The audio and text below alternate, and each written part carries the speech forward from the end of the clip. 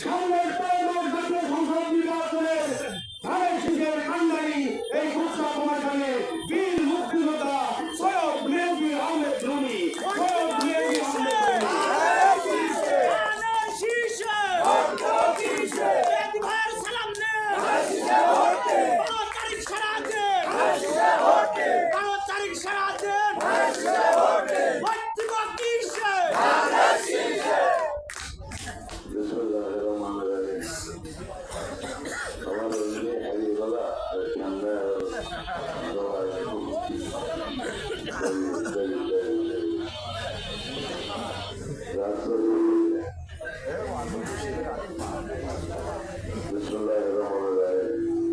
আজকের এই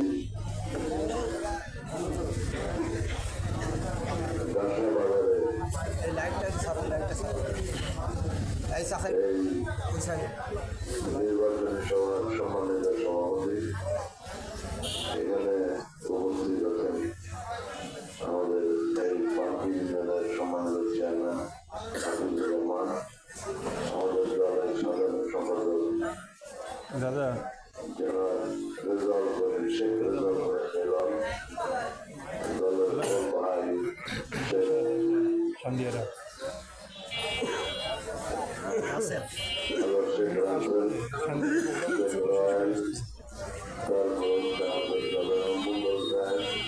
দাসা সন্ধিয়ারা তারপরে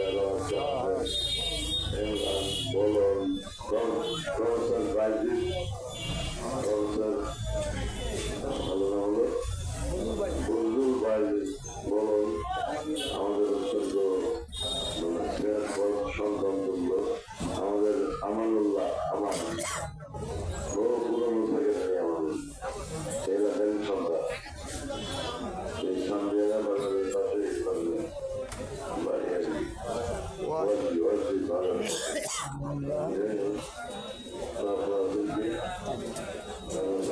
মোহন ভাই বহু পুরাতন অনেক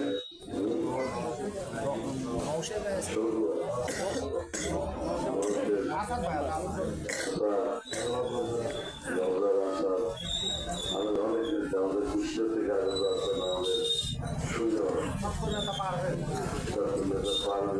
থেকে গেলেন, তারপরে সুমন, তারপরে হলো জন্টু সাহেব, আমার অত্যন্ত কাছের লোক, এদের আমার সম্মান করল। আরো অনেকে আমার শুভেচ্ছা এবং অভিনন্দন গ্রহণ করে। সারাদিন বক্তৃতা করছে, আসলে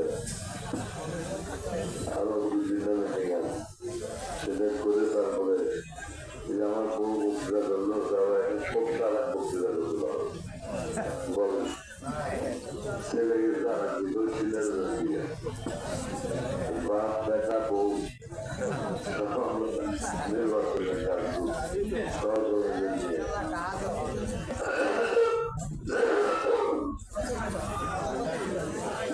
কমলাপুরে আমাদের গ্রামে একটা মহিলা সমাবেশ হচ্ছে, বউকে পাঠা দিলাম, তো আমি তো যেতে পারছি না, তুমি যাই খাবার করা হতো, ঠিক না বলেন? তাও তো বুঝবেন রমি সাহেবের বেটার বউ আসছে, মেয়েদের রমি সাহেবের বউ আসছে, আর দেখেন ছেলে গেছে। এই মোটামুটি আমরা রাজনীতির সাথে আছে। আপনাদের এইটুকু বলবো, আমাদের টার্গেট পয়লা টার্গেট হলো 12 তারিখে ধানের শীষের প্রতীকে ভোট দিয়ে আমাকে জয়যুক্ত করবেন। কি লেখা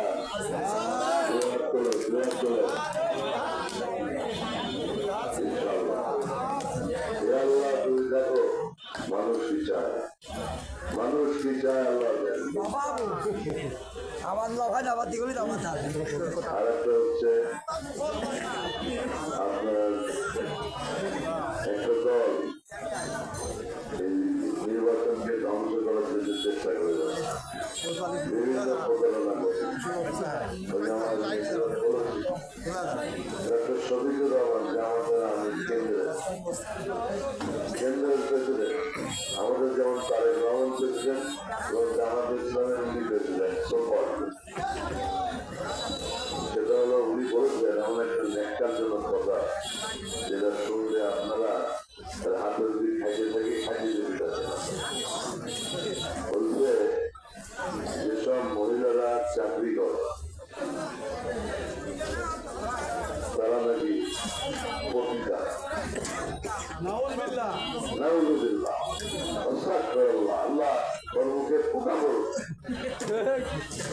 হ্যাঁ, পোকা কারণ নামটাকে মনে করেন না কিছু।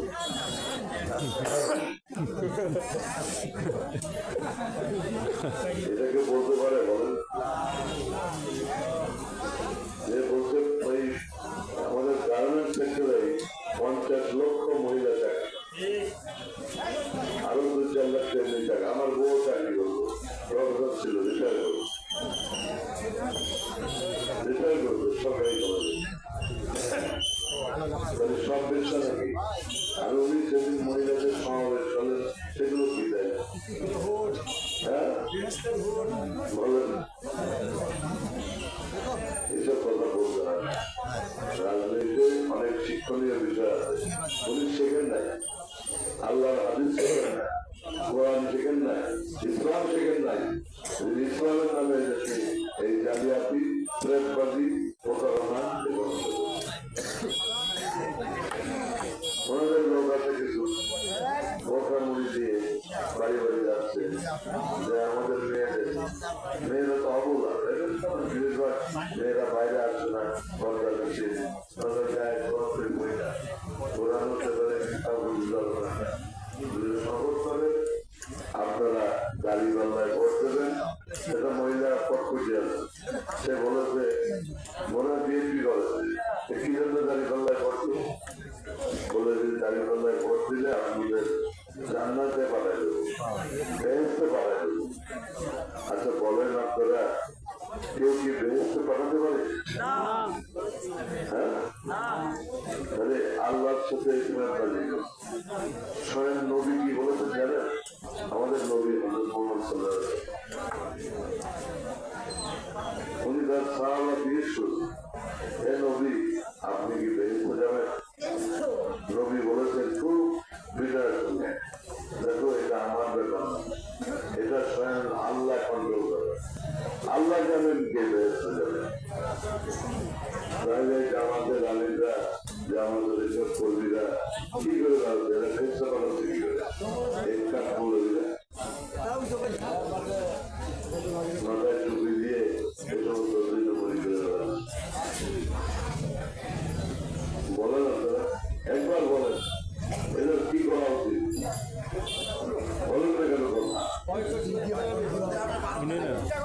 পয়লা যে বলে থাকবেন, পয়লা সাজা হলো 12 তারিখে আপনারা ভোট কেন্দ্রের 7টার মধ্যে যাবেন। 7টার মধ্যে যে ধানের শীতে ভোট দিয়ে তাদের মুখে ধামা বইলে চুল খালি করে, বুঝতে পারছেন? আর দ্বিতীয় হলো মহান রাব্বুল আলামিনের কাছে বলতে হবে, আল্লাহ এইটা প্রতারক, বিশ্বাসঘাতক, এটা ঠিক আছে সাজানো যে আল্লাহর সাথে ঠিক করতে পারে, নবীর সাথে ঠিক করতে পারে, ইসলাম ধর্মের সাথে ঠিক করতে পারে, ধর্মের সাথে ঠিক করতে পারে, সর্বভৌমিক জনগণের সাথে প্রতারণা করতে পারে, মা বোনের সাথে প্রতারণা করতে পারে, তাদের সাজা অন্যরকম হবে। এই 12 তারিখের পরে এমন সাজা হবে খুঁজে পাবেন না। আমরা তো 2006 সালের অক্টোবর মাসে সমাবেশ করেছি, আমি নিজে ফিরতে পারলাম, আমরা তো পারা যাইনি।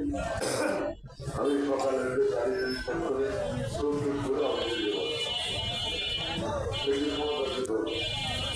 করে আমার বিরুদ্ধে 25টা মামলা আছে, কিন্তু একটা কোনো দুর্নীতির মামলা আছে কোনো দুর্নীতি, আমরা দুর্নীতি করি না। আমার বাবা এমপি ছিলেন কলকাতার জন্য।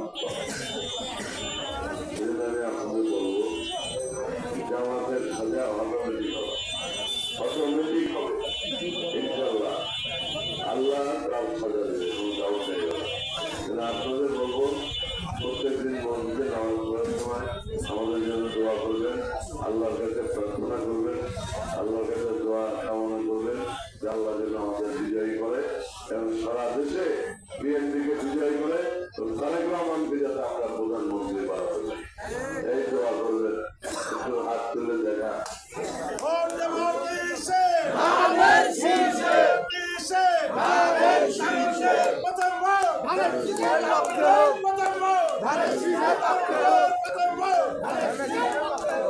ওকে, আপনারা আর বক্তব্য বাড়াবো না।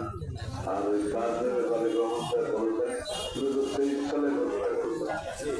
কমিটি কাজ, কৃষি কাজ, খাদি কাজ, শিল্প কাজ, তারপরে আপনার হেলথ কাজ, ছাত্রদের কাজ, এসব আমাদের ইয়ে মধ্যে আছে। একটি কথা মধ্যে এইগুলো পড়ে দেখবে ভালো করে। যদি তারেক সাহেব প্রধানমন্ত্রী হয়, ইনশাল্লাহ এই 31 দফা আমরা বাস্তবায়ন করবো ইনশাল্লাহ।